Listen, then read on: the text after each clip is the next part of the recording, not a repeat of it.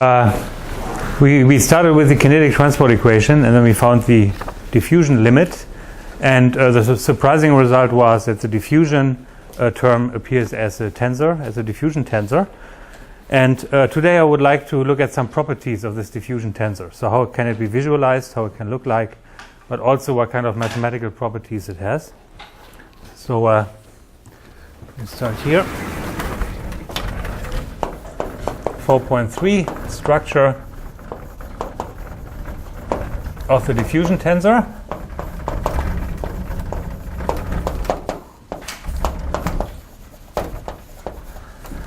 So let me remind you of the formula. So we had d was equal to minus 1 over size of v, integral v, and then vf v dv. Right? V is the velocities, and then f was these pseudo-inverse. So f is taking L, restricting it to the orthogonal complement of the functions which are constant, and then we can invert this, so then to the minus 1.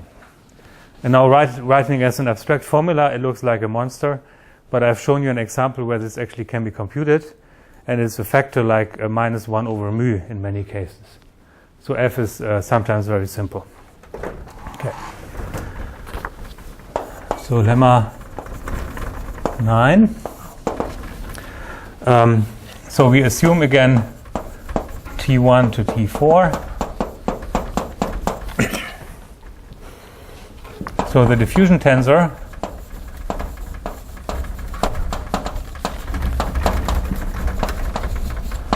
D, so that thing up there, is in fact uniformly elliptic. Okay, so is uniformly elliptic.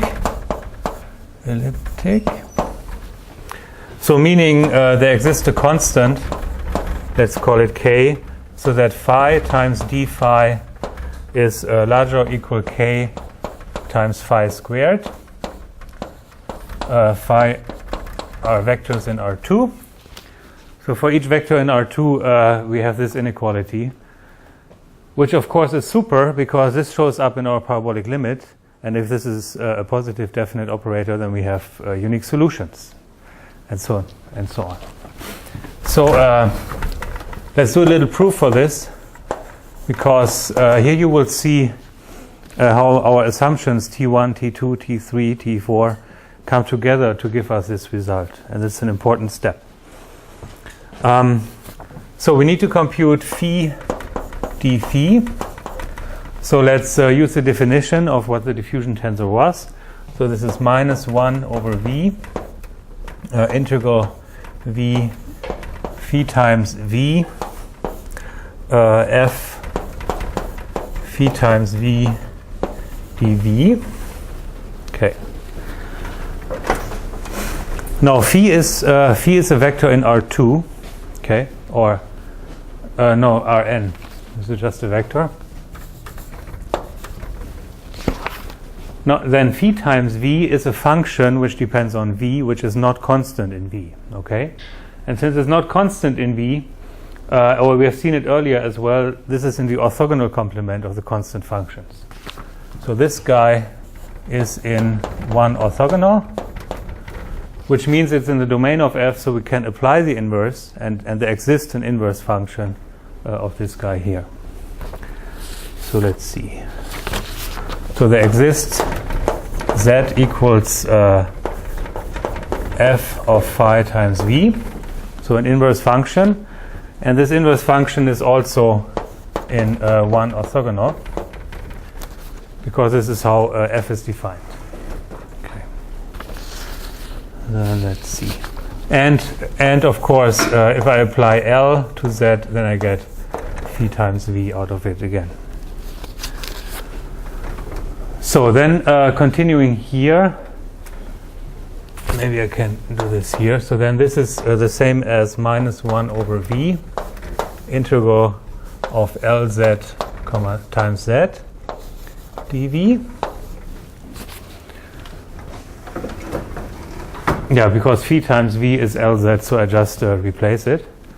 And then I use one of the estimates which we had earlier. So this is larger or equal mu2 divided by v times z of v in the 2 norm squared.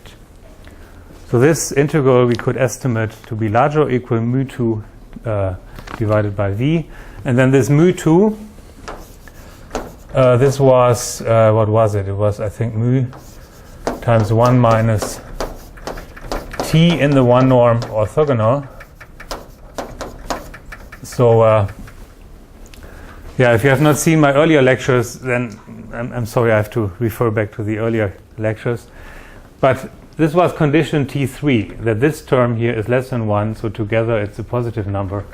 So then we get this estimate. And this is a critical estimate for our ellipticity. So then from there, this is actually equal to mu2 divided by v. And now z from here is f of phi times v, 2 norm squared. And then we have an estimate for the operator norm of f, which is larger or equal 1 over 2 mu. So then this is mu2 over v, 2 mu phi in the 2 norm squared. Okay, and so then this is our constant kappa. Okay. So then, as a consequence, theorem 10. So now we have an elliptic operator in our diffusion limit, which means we have unique solutions and we have even global solutions and all that stuff. So maybe I just write down quickly what comes out of this. So assume T1 to T4. So then the differential operator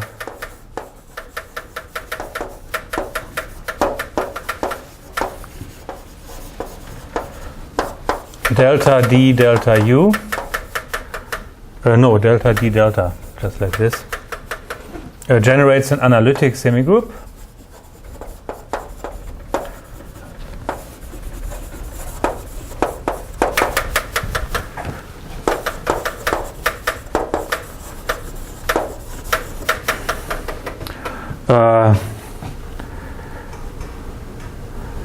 So for p 0 dot v in L2 Rn,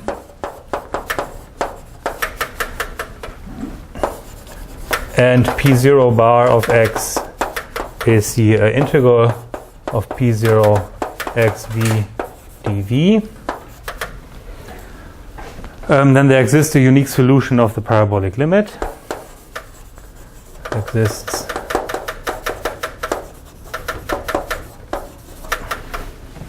a unique global solution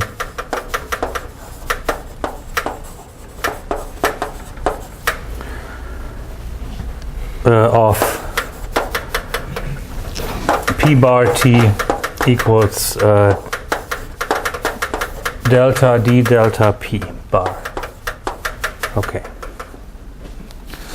Yeah, and then the solutions are smooth in time and smooth in space, and they can be extended to C infinity solutions and all that stuff, or the classical parabolic theory.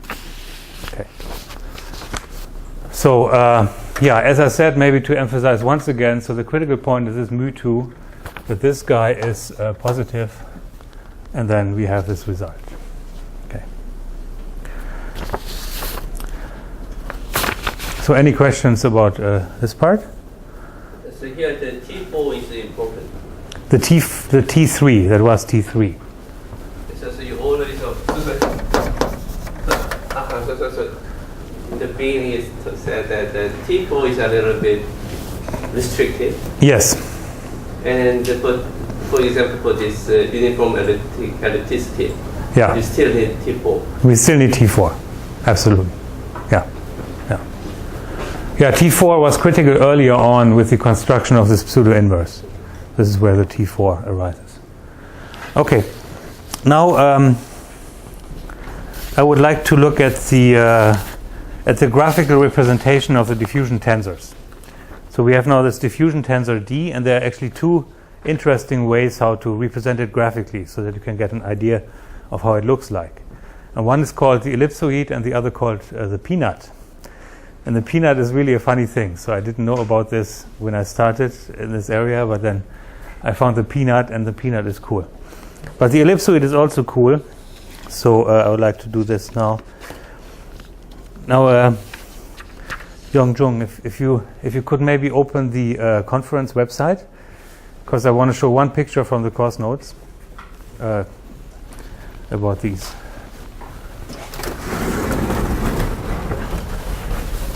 So 4.4, graphical representation.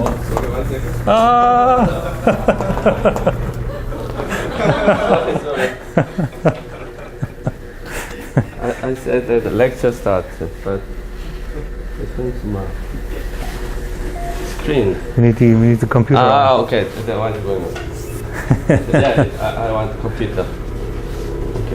Okay, I'll let you try this and I continue a little bit. So graphical representations. First is the ellipsoid.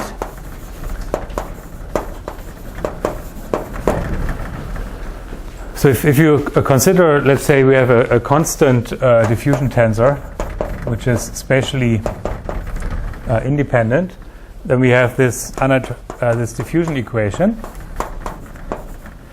And actually the solution is known, right? The solution is a multidimensional normal distribution which has a specific form. So the fundamental solution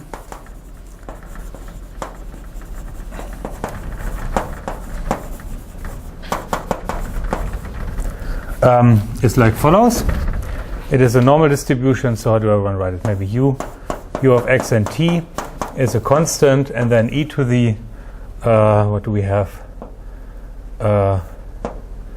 Call it x, so x transpose dx, d inverse x. So this, yeah. So the fundamental solution looks like this. Okay. And now you overlay this here. I think we can shut down the screen. This one. Okay.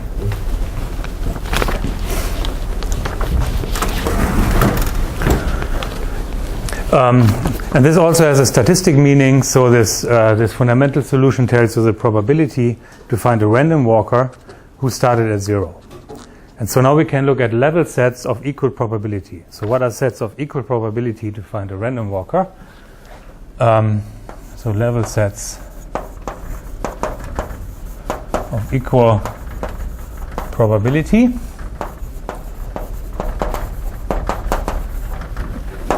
to find a random walker.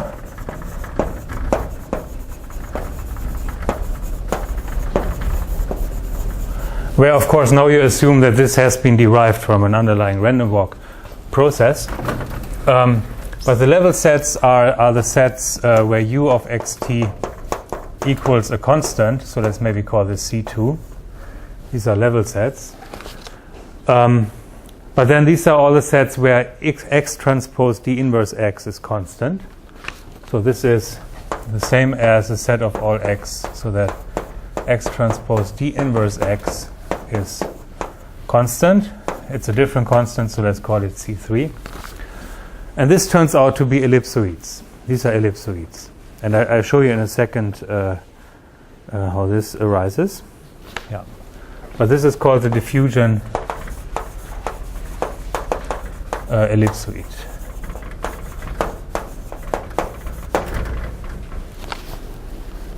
Maybe I'll show you first quickly that these are really ellipsoids, and then I'll show you a picture of this. So for example, I'll just do it in an example. So if D is a diagonal matrix, lambda 1 to lambda n. Okay, so then if I write down x transposed D inverse x is equal to 1. Okay, so D inverse is then of course a matrix with 1 over lambda 1, 1 over lambda 2, and so on. So then if I multiply this out, I get x1 square over lambda 1 plus x2 square over lambda 2 plus etc. xn squared over lambda n is 1. Okay, and this is the equation for an ellipsoid. And then the semi-axis length is square root of lambda. So this is something like this. So like a cigar, it could be like a cigar. And then this length would be root of lambda 1. And then this length here would be root of lambda 2. And this would be root of lambda 3. So that's one way to visualize these things. If it's not diagonal, this only means that the cigar is rotated in space and points in any other direction.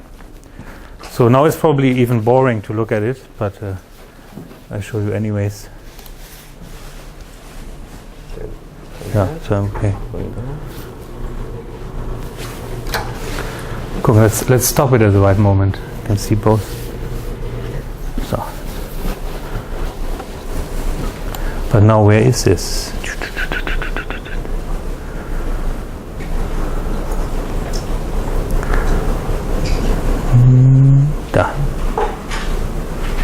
Okay, so here you see both. Oopsies. Is this okay? Maybe a bit up. That's good, yeah. So I don't know exactly what. I should actually look what tensors these are. Gives a better idea. D1 and D2. 531 and 81.2. So 531, 81, 0.2. Okay.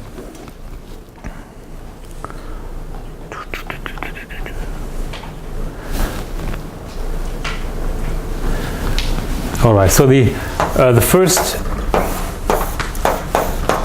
is the matrix D1. So we have diagonal entries 531.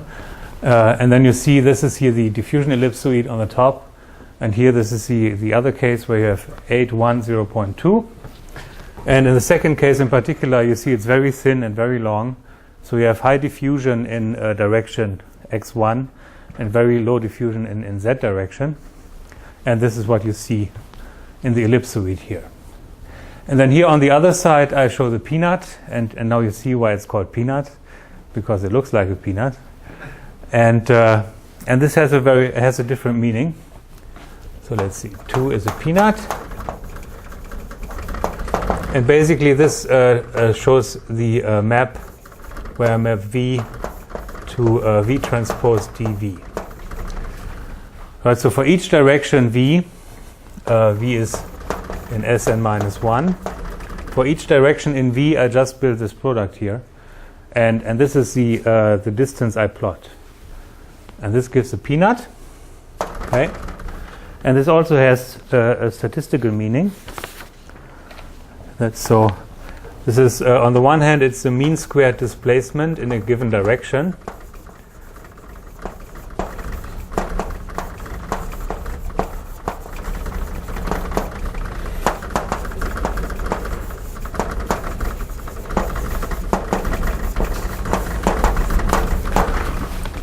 It is also called the apparent diffusion coefficient in a given direction.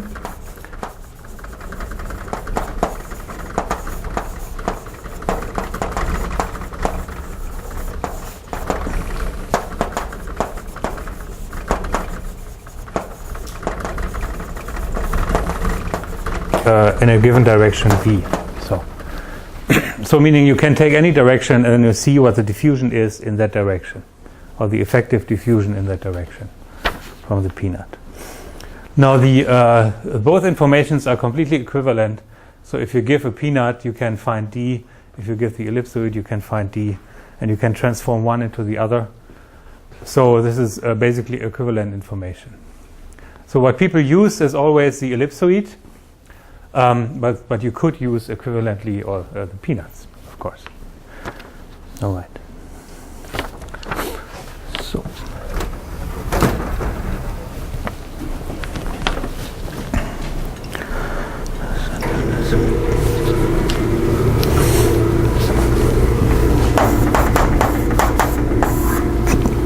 So now I would like to know when is it isotropic or not.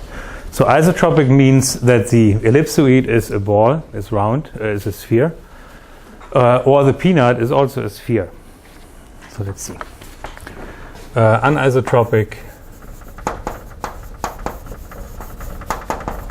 versus isotropic. Okay. So let's define what is which. So diffusion is isotropic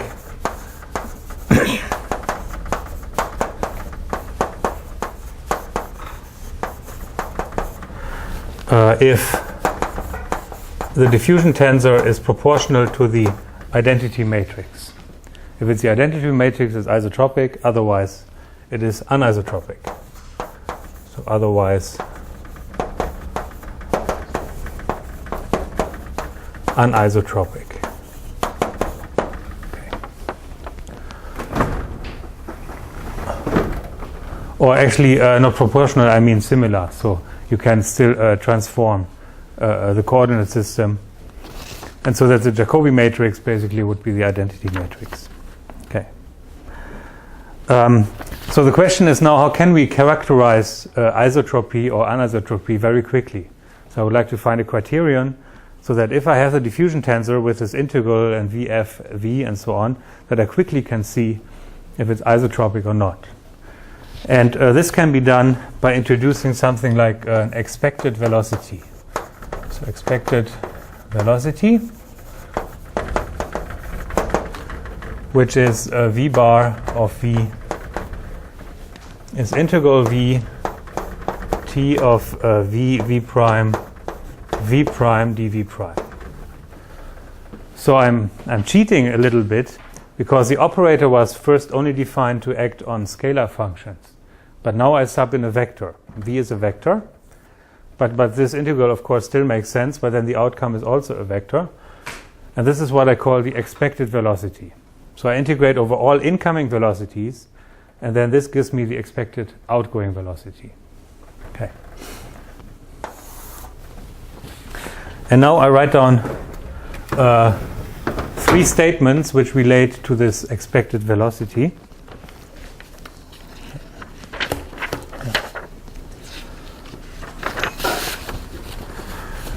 So statement 1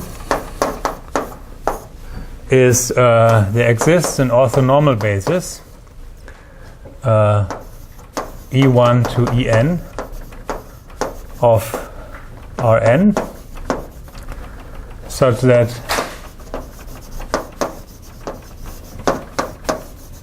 the coordinate mappings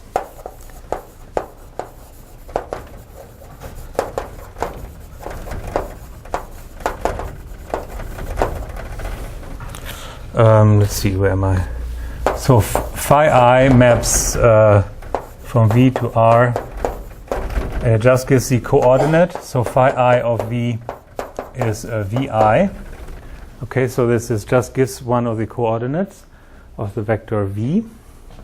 But these maps should be eigenfunctions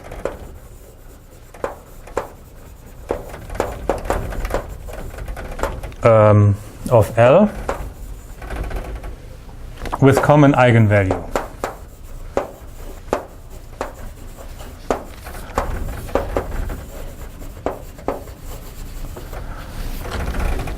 And this common eigenvalue lambda is between -2 mu and 0. So we talked about the spectrum of L a lot, the eigenvalues and eigenvectors. And so maybe for some reason, if you know that this function is an eigenfunction of L, then you have statement 1, which then of course later will be equivalent to isotropy. Okay? So then statement 2 is with the expected velocity. Expected velocity satisfies a V bar of V is parallel to V. Okay, so the expected outgoing velocity is parallel to the velocity V, to its argument. Okay.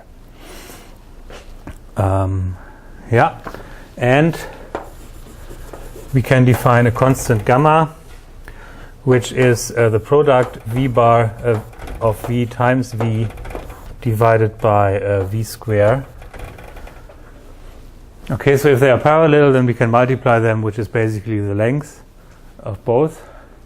Yeah, and this I call gamma, and this has a specific meaning. This is the adjoint persistence.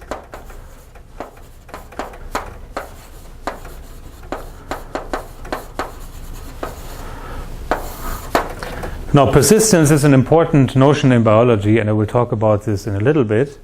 Here it turns out from the mathematics, what the term we find is actually the persistence of the adjoint operator.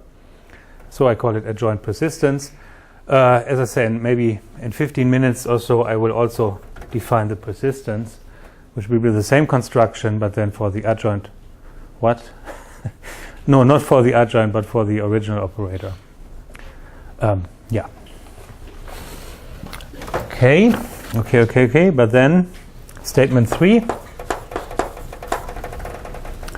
There exists a diffusion coefficient larger than 0, scalar, such that d equals d times identity, and it is isotropic. Yeah. Okay, and so now let's relate those statements.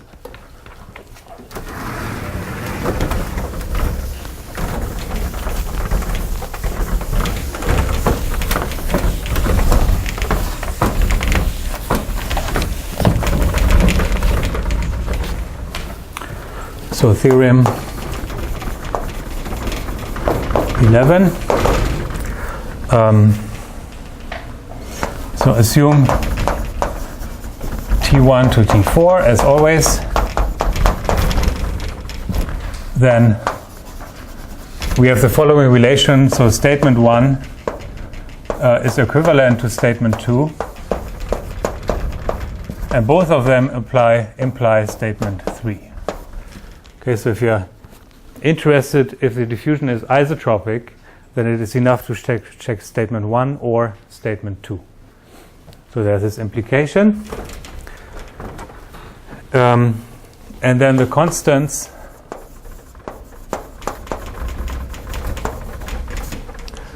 lambda, gamma, and d relate as follows. So gamma is lambda plus mu divided by mu. D is equal to minus kV divided by v and lambda, which is also kV divided by size of v mu 1 minus gamma. So where integral v transpose dv is kV times identity. Okay, so there's a lot going on here. So all these statements, they bring in their own kind of variable.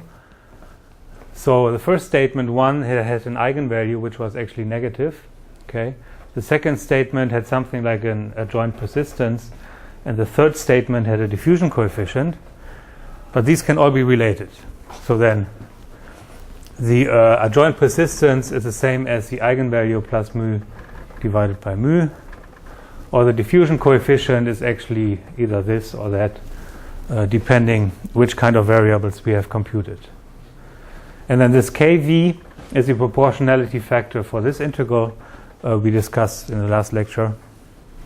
So for the specific case, we know what kV is. All right.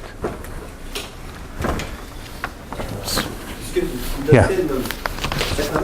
Yeah. So what does it mean by V square? V is a vector. So you are saying in the bottom. Yes. Definition of gamma. So here? Yeah. So that's the absolute value squared. Yeah. So.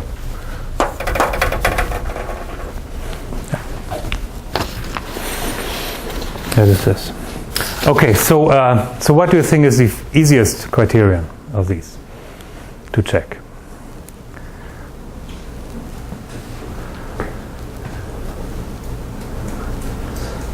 So if I give you a diffusion tensor, what would you check? Or if I give you an operator L or something?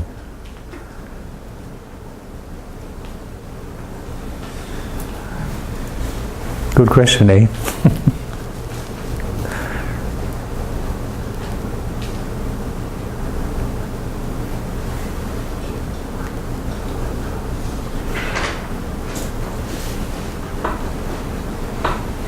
Yeah, probably the second statement seems to be the easiest one.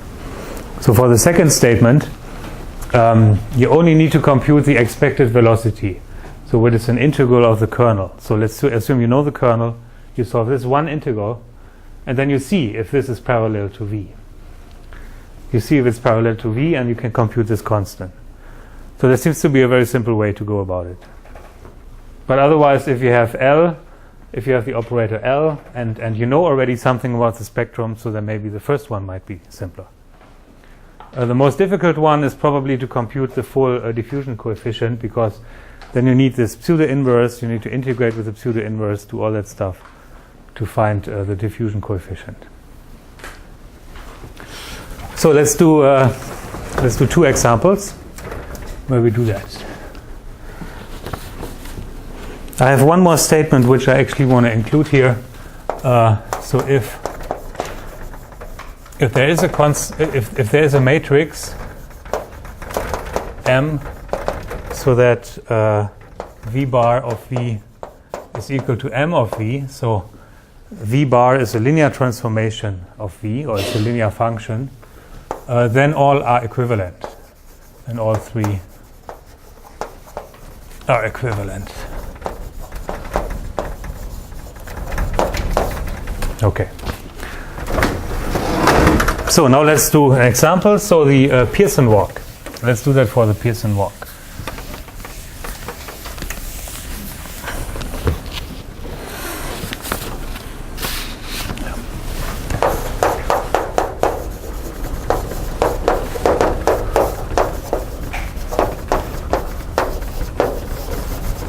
So Pearson walk, again, to remind you, V is S times Sn minus 1. And the kernel, Vv prime, is 1 over V. So I said statement 2 is probably the simplest one to check. So let's check statement 2. And for the Pearson walk, we know already it's isotropic. We did compute the diffusion coefficient. We know it's isotropic already. So for statement 2, I need to compute the expected outgoing velocity. So integral V 1 over V V prime dV prime. And this integral is equal to, now my integration experts, let's see who is still awake just before lunchtime. I heard it somewhere, very quiet. 0, yeah, exactly. All right, so this integral is 0 because this 1 over V is a constant, which I take out. And this integral is 0 because of symmetry. Right, for each direction V, I have the opposite direction V prime. So this is actually equal to 0. So does it satisfy this parallelity condition? Well, it does. So I would say vectors are parallel if one of them is 0. So that's okay. So so check. Now this gamma, this adjoint persistence in this case, will then also be 0. It's the product of these two vectors. So this guy is also 0. Okay. So then statement 2 is true. And then we get the diffusion coefficient. D is then given by this formula. Where is it? There. So we can use either of these formulas. Gamma equal to 0 doesn't matter, right? We have 1 minus gamma, so that's just fine. And we get kV divided by mu v. And then for the Pearson case, we have computed this kV, and so this is s squared divided by n times mu. And that's exactly the same result we had before. So that works fine. So let's do a more interesting example, something which we haven't done yet.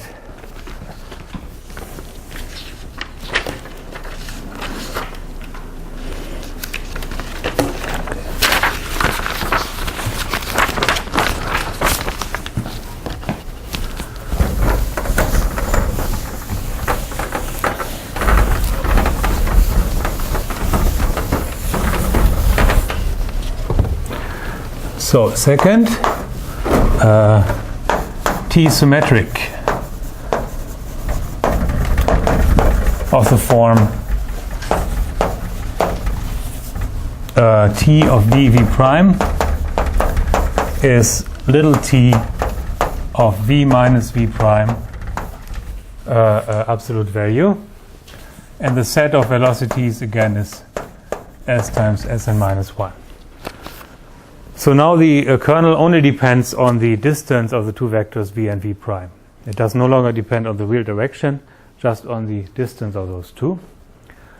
So what do you think? Is this isotropic or not?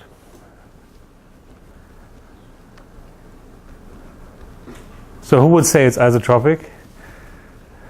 And who would say it's non-isotropic? And who is undecided? So then we definitely need to check our conditions 1, 2, and 3 or something. So let's start with statement 2. Sorry. So I have the kernel, I have the domain, so I only need to do this expected velocity thing. So v bar of v is integral t v prime dv prime, just by definition. So this is integral v t of v minus v prime dv prime. Okay. So now we need to make an how should I say, kind of a smart integration of this integral here. You got this?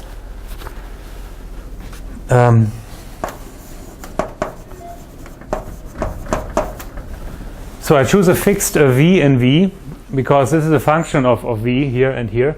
So I just choose a particular v, and then I split up the integral as follows. And maybe it's probably enough if I just do it graphically. So this is s times Sn minus 1. And one of these vectors I have chosen, so maybe this is vector here, this is v. And so I just have the shell, right? I just have the sphere, the outside of the sphere. And then I integrate over this whole thing, but I do it this way, that I use concentric rings or concentric circles sitting on the surface of this of the sphere. Okay, and so if I take one of these, let's maybe do one of them in red. So here, so this is now centered at the anchor point where this vector v comes in, and I integrate over all these vectors going around here. Then these red vectors I can write as I can look at the parallel part, so the projection onto v, and the orthogonal part. So I look at this part here and this part here. So. And then this integrates around, and the orthogonal part integrates to 0, whereas the part in direction of v stays. Okay, so if I just sitting on the red curve and I go around, then for this vector I have the opposite vector, so these cancel, but this component stays. This component stays. So then, and this is true for all these rings. So then in total I get a vector which is parallel to v. Okay, so then given v of v, so integrate on rings around the point v. And we observe that v bar of v is really parallel to v. So you get a vector pointing in the direction v out of this. Okay.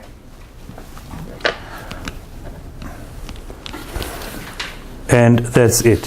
So we get v bar of v is a constant times v. Of course, I did not compute the constant now. So if you want to know what the constant is, you really need to write down all these integration arguments as I just explained in words. Okay. So, and then this means D is isotropic in this case.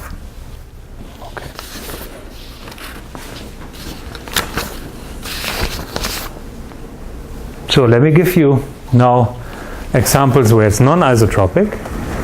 It's also interesting. So example 3.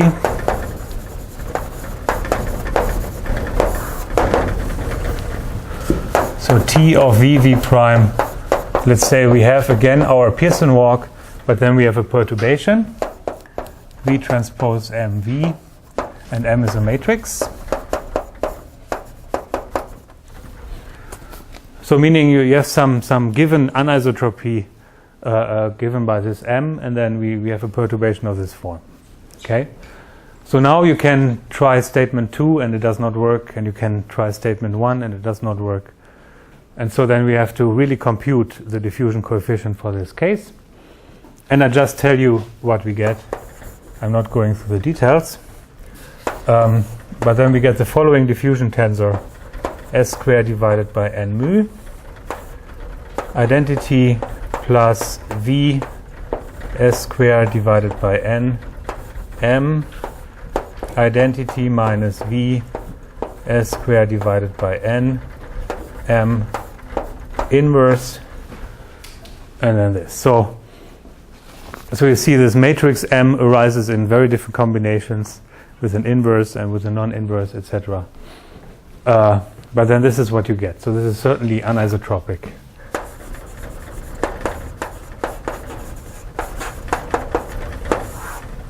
Case.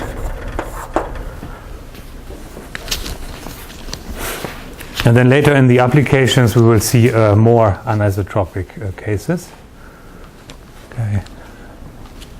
Then I have another example. Example 4 about chemotaxis.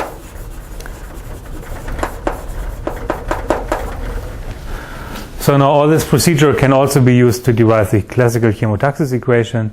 We have seen the chemotaxis equations over the last days again and again.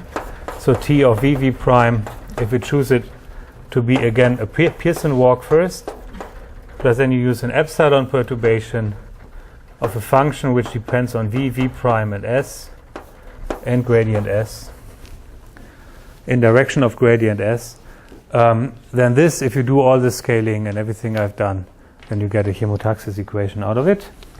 So then P0 T bar equals delta D delta P0 minus chi of S P0 gradient S, and D is S square divided by N mu, and chi of S is 1 over V double integral V of Q V prime S dV prime dV. So you can imagine if you really do this, you have to basically follow everything I did so far. So the whole diffusion limit stuff for this case. The epsilon term then shows up in the, if you compare orders of epsilon and order of epsilon to the 1 and epsilon to the 2, this all shows up in different places and you have to put it all together. But this works. So then you can get a chemotaxis equation out of this. Okay.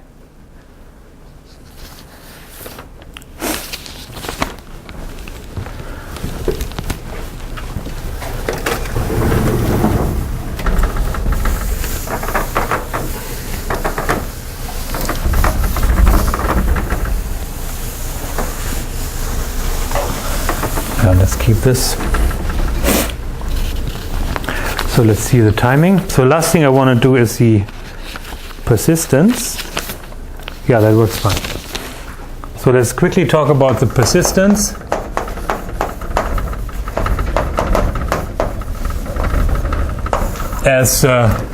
As if you talk to biologists who work on random walk or species movement, they always talk about persistence. And it would be nice to put this into the context of the theory which we have developed here. And so here we had the expected outgoing, what do we have? Yeah.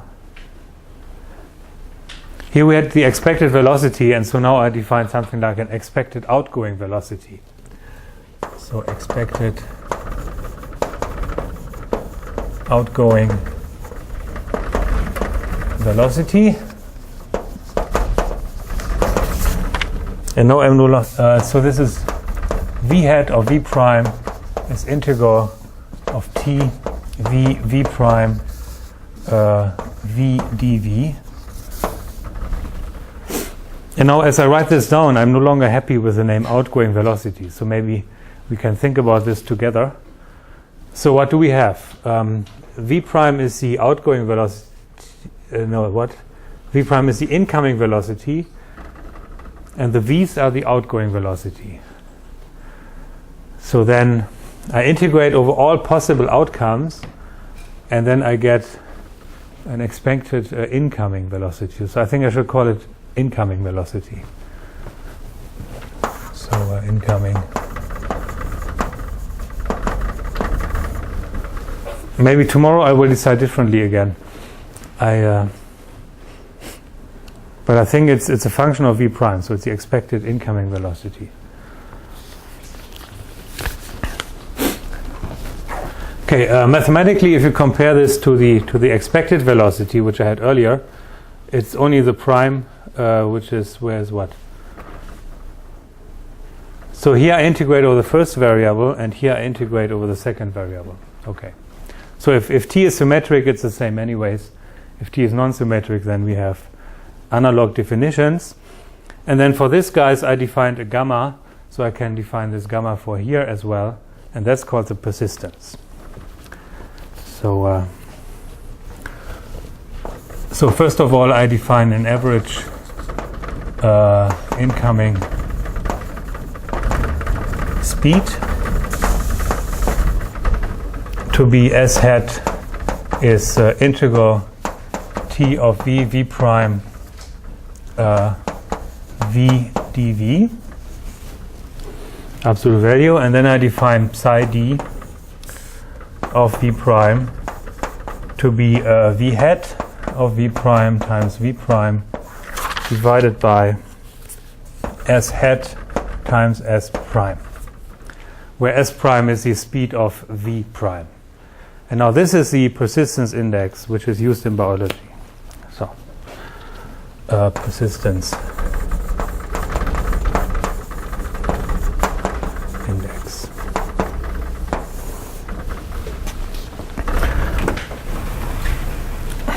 And so interesting is to see what it does. So persistence index is a variable between 0 and 1. So this turns out to be in 0, 1. If it's equal to 1, it means the motion is completely ballistic. So it's completely persistent. So if a particle moves in a certain direction, it keeps moving and keeps moving and keeps moving. If the persistence is 0, this means completely random. So whenever it changes randomly, and there's no persistence in the walk. What is the S1 in the... The S, yeah. Okay. So S prime is the length of V prime. Yeah. So actually, in our case, in most examples, it is equal to S, the speed. Yeah.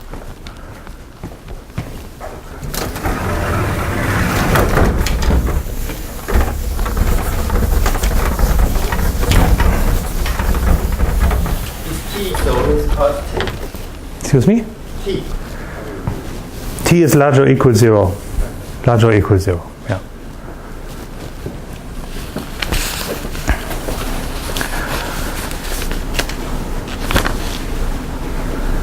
So let's see.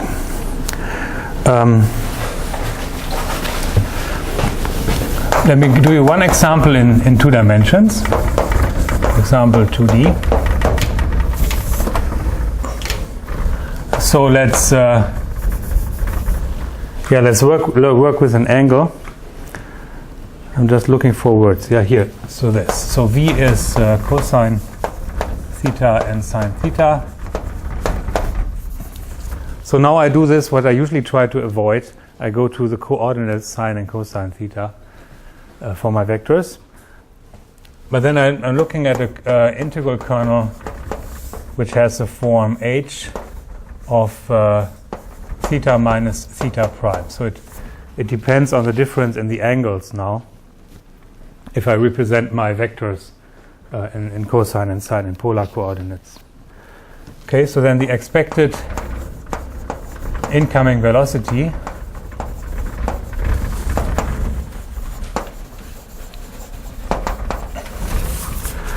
can be explicitly written down. So this is then v hat of theta prime. All right, so now I identify v prime with this angle theta prime, and then this is equal to the integral h theta minus theta prime cosine theta and sine theta d theta.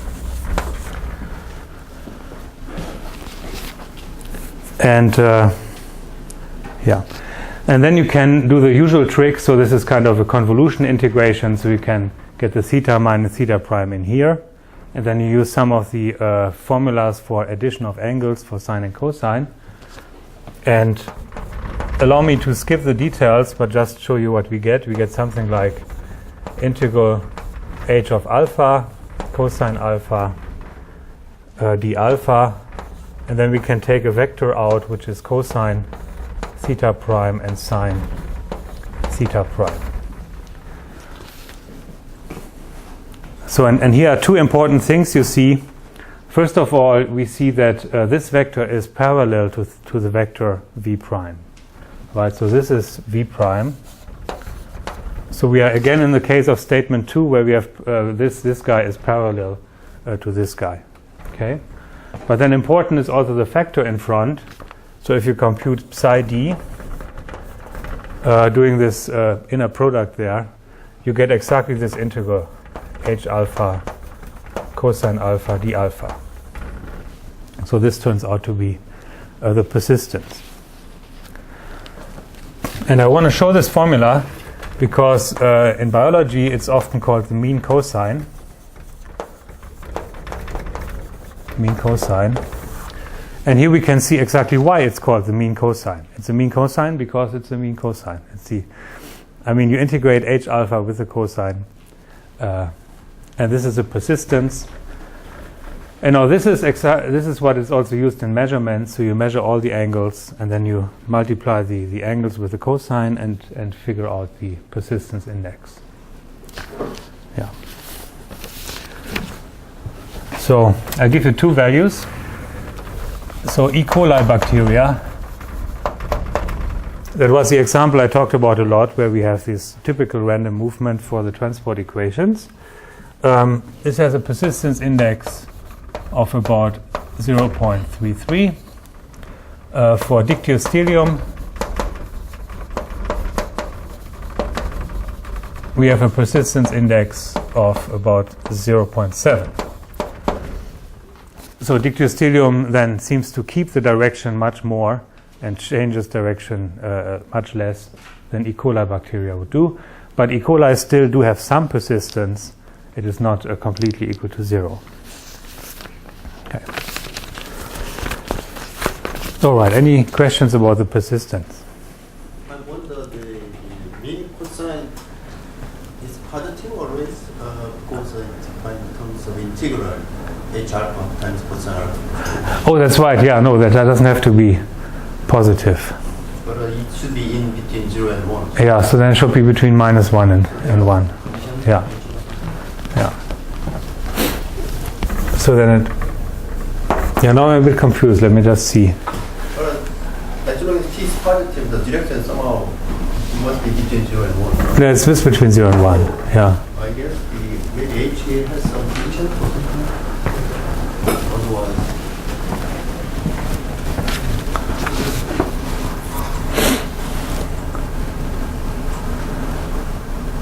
That is a good question. I don't know. I mean, we could assume that h is symmetric or something. But for now, it could also be negative. Yeah, I agree. See, do I have anything here?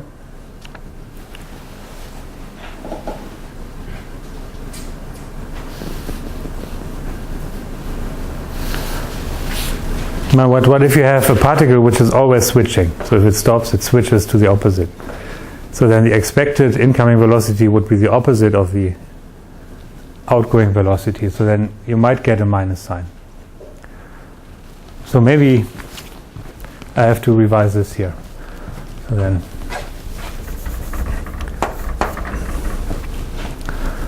okay, so I don't know. I have to look it up. Yeah.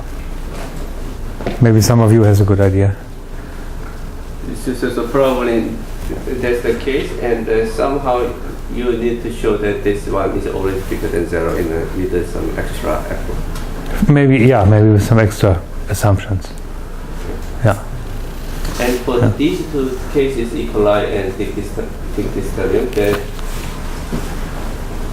time step set when you have it. The time step. The time step is very different. Okay. Yeah. So for equalize, it's again in the second. They change every second. Dictastereom is much slower, so it's more in the minute time scale or so. Okay. Yeah. Time scale is different. Other questions? So then let me just summarize. So everything we did, so like a little break from everything we did. So we derived general abstract conditions so that we can do the parabolic limit, and we found clear conditions so that the limit is an elliptic equation or the parabolic equation. Many important examples are covered. For example, the Pearson walk.